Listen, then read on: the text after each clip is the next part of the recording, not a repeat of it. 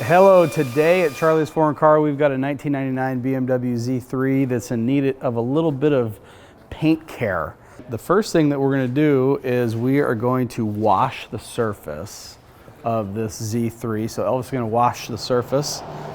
After he gets done, that's like a spray wax.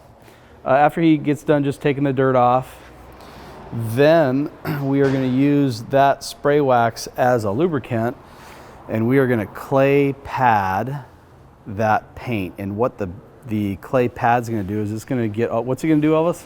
It's pretty much what it does. It removes all the contamination from the clear coat, and it's the prepping before the compound. And so then he led us right into compound. This is a polishing compound. It's a pretty light compound. It's a color and clarity restorer, and it's clear coat safe. So it's a pretty light cutting compound, which is perfect for this car. Here he's claying it. He's just taken all the topical dirt and contaminants that have embedded themselves onto the paint and into the paint, and he's removing them. How's that feeling? Was it bad before, Elvis? Yeah, it was really rough. It was really rough. So what he means by that is when you start rubbing this over the paint with the wax, you could feel it being rough, and then when you keep on rubbing it, it becomes smooth. Once it's smooth, then you know you have all the stuff off of it. At what point are you going to go for the compound, Elvis? Once the whole surface is nice and smooth, you can totally feel a big difference right now. Okay. And it's all nice and dry. Ooh, yeah, it's smooth. So what we're doing is we're introducing, large scratches. Then we're taking the large scratches and we're making the scratches smaller and smaller and smaller with each step. When you wash a car, you're actually scratching it. No matter what you use, you're scratching it. So then we took this, it also scratched it, but we're talking about like micro levels of scratching. Then we're going with finer scratches, and then even finer scratches. This is when you scratch with polish, essentially the eye can't see the scratch anymore, and then it becomes shiny. Just like sanding a piece of wood, you start with like 180, you move up to 400 or 500 or 600, and it just gets better and better and better. So this is going to make it even shinier than the compound.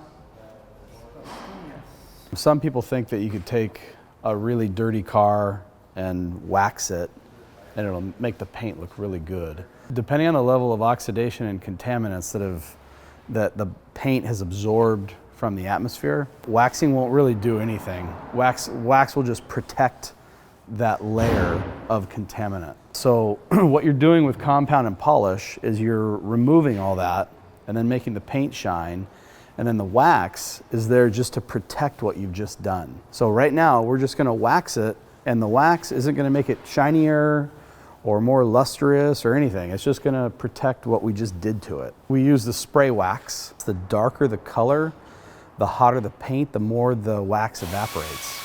So if it's the summertime and it's 100 degrees out and you have a dark colored car, wax is good for like 30 days maybe. If it's a white car in the winter, it's cold, it can't really evaporate that fast, wax could last 6 months, 3 to 6 months. Right now we're in the winter, we have a dark car. I'm gonna say that wax can repel water and repel contaminants, airborne contaminants from sticking to that paint for say 90 days. Then after that you can just re-wax it. Then you only have to polish it once a year or once every 18 months.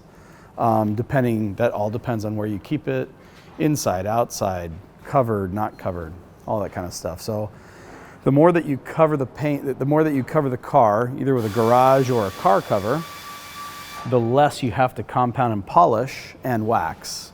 That looks very nice. Very nicely done, Elvis.